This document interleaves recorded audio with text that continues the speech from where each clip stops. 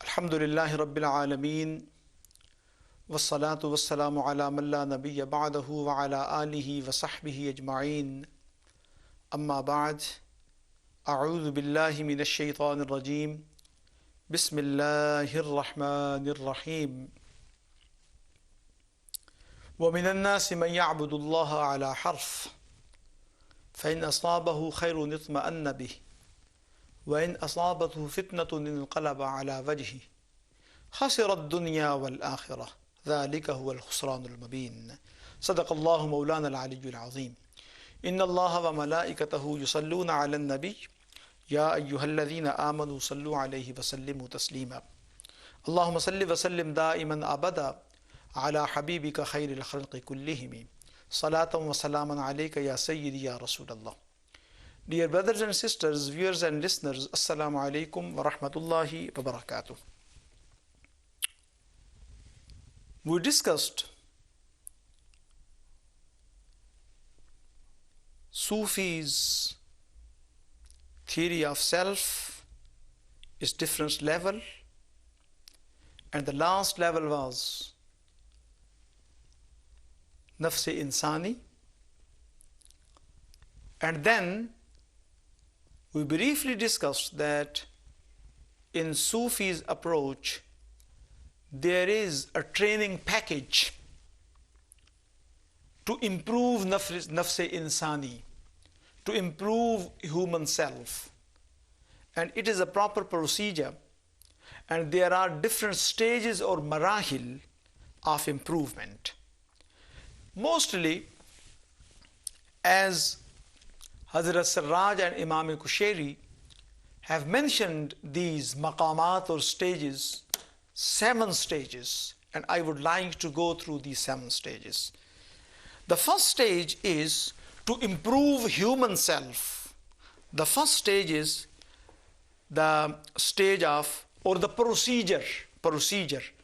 First procedure is procedure of repentance or tawbah.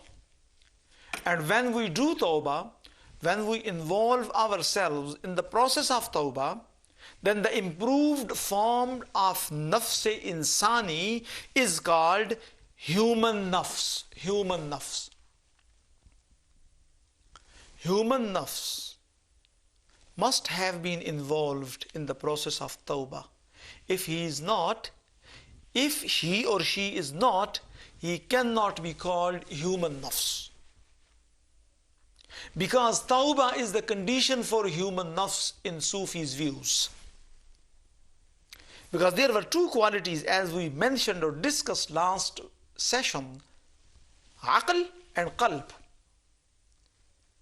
Aql must be full with love of Allah, and if you offend Allah subhanahu wa ta'ala by your action, then the fikr or aql and the demand of aql is go back to Allah subhanahu wa ta'ala, repent, and this is what tawbah is.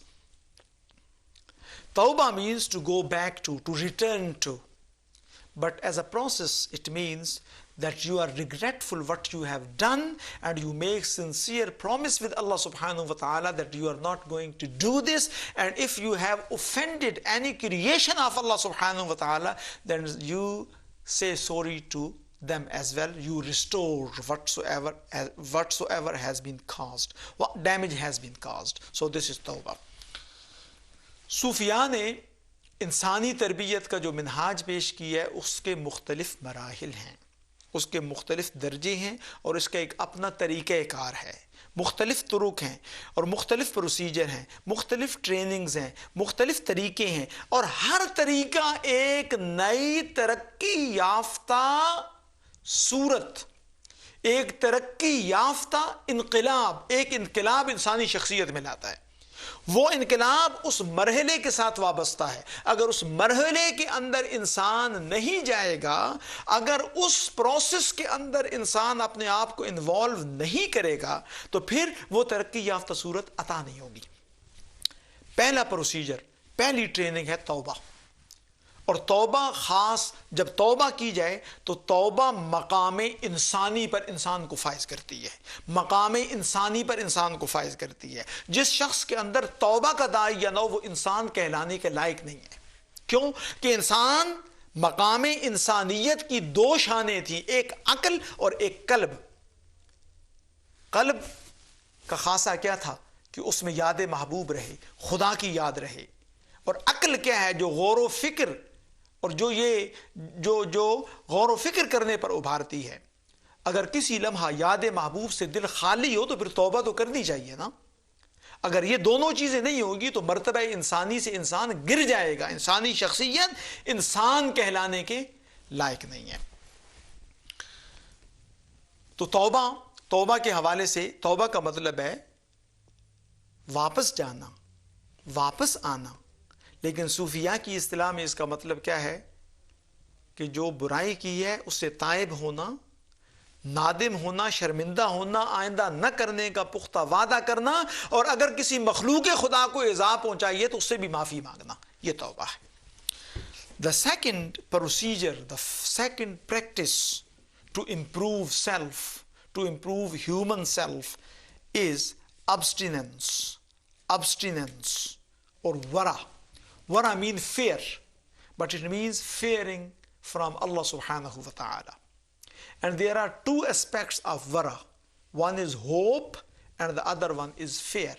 You are fearful from Allah subhanahu wa ta'ala. Why? Because you love Him. You don't want to offend Him. This is what it means. And there is hope as well. And hope is actually the counterpart to fear. Because sometimes if you are fearful, then it will affect your subjective personality, and you might lose your confidence.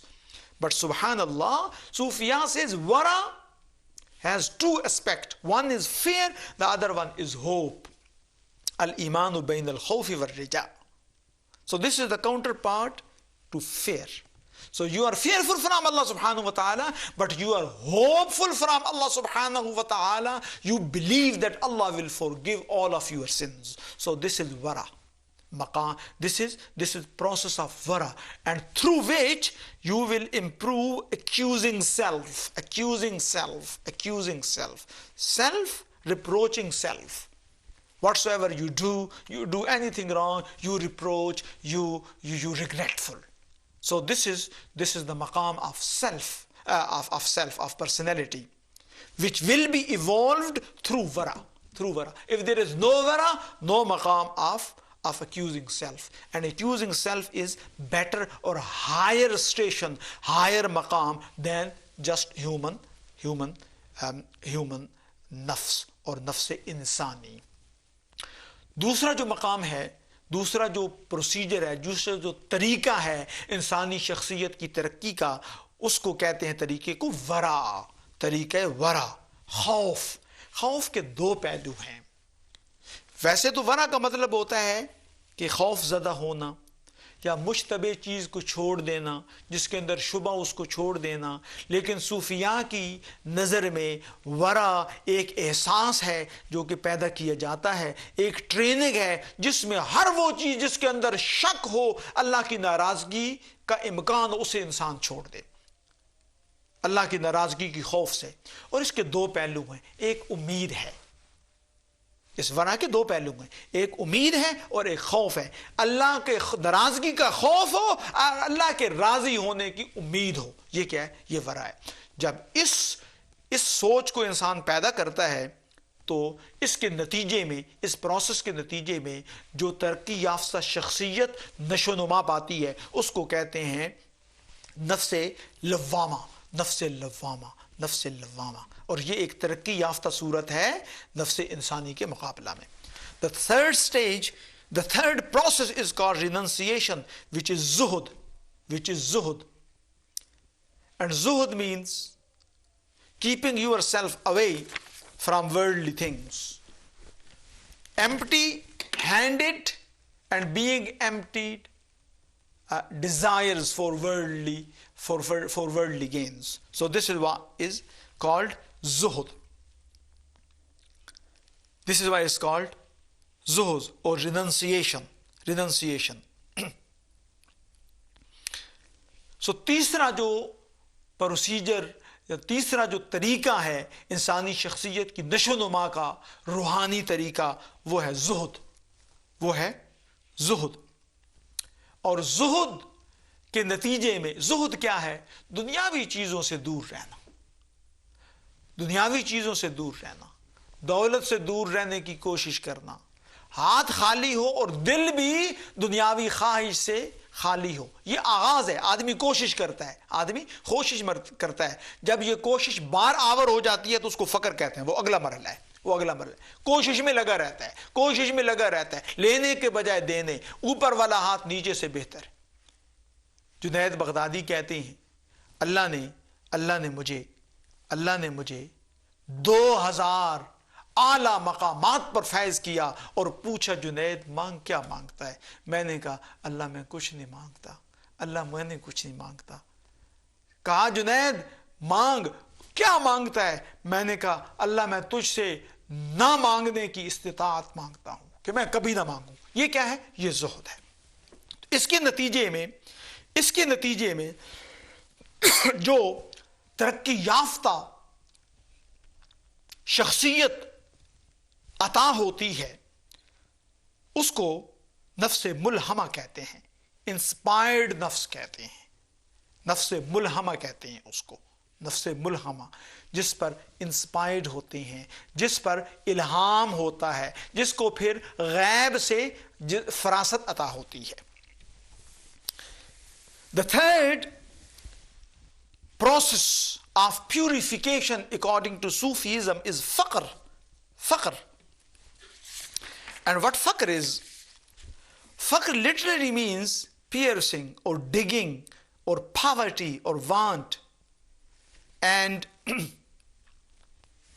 in Sufism, it means it has two aspects, positive and negative. Positively, despite having in abundance, heart is free from the greed. This is faqr. You have everything. In zuhud, you don't have. You try not to have. In the faqr, you have everything, but there is no greed. There is no greed. So this is what faqr is. There is a very good story actually, which has been mentioned, that a king came to a dervish, a Sufi, and said, ask me whatever you want to ask. The faqir, the person who was appointed on the status of faqr, he said, I don't ask the thing from my slaves. The king said, how I am your slave? He said, I have two slaves, greed and expectations, and you are slave of them. So you are slave of my slaves. I don't ask the thing who is slave of my slaves. تیسرا مرتبہ، تیسرا مرحلہ، تیسری مشق، تیسرا طریقہ صوفیاء کا شخصیت کی نشو و نما کا جو ہے وہ ہے فقر. اور فقر کیا ہے؟ فقر کا مطلب ہوتا ہے بنیادی طور پر غربت، جسے ہم سمجھتے ہیں غربت، یا کھودنا بھی اس کا مطلب ہوتا ہے ایک لغوی. لیکن اس کا جو فقر کی زبان میں مفہوم ہے وہ یہ ہے کہ سب کچھ ہوتے ہوئے بھی دل خواہشات سے، دل لالچ اور حرص سے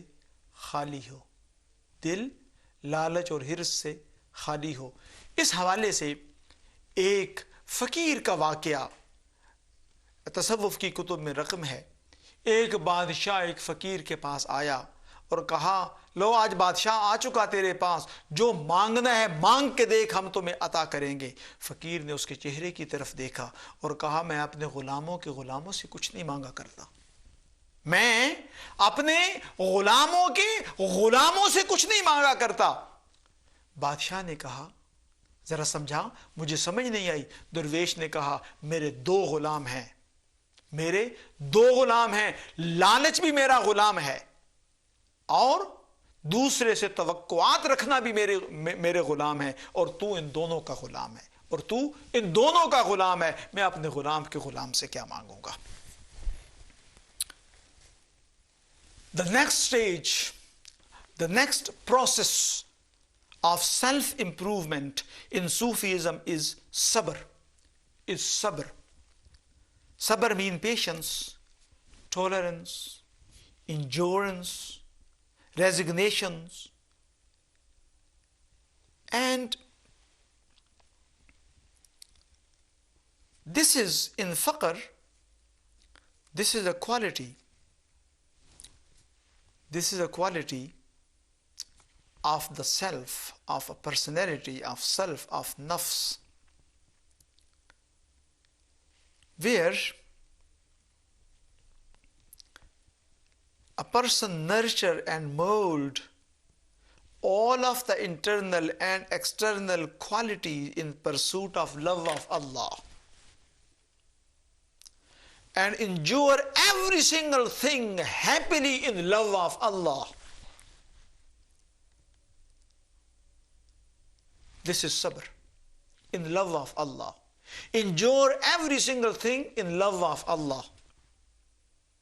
Bear every single thing in love of Allah.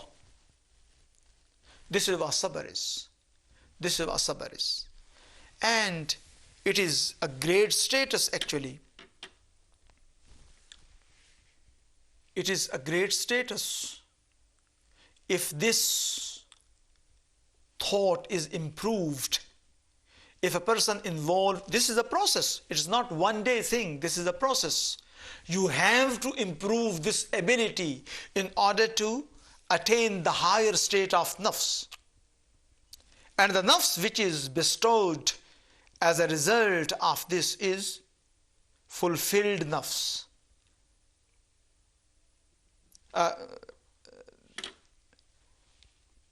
نفس راضیہ، نفس راضیہ،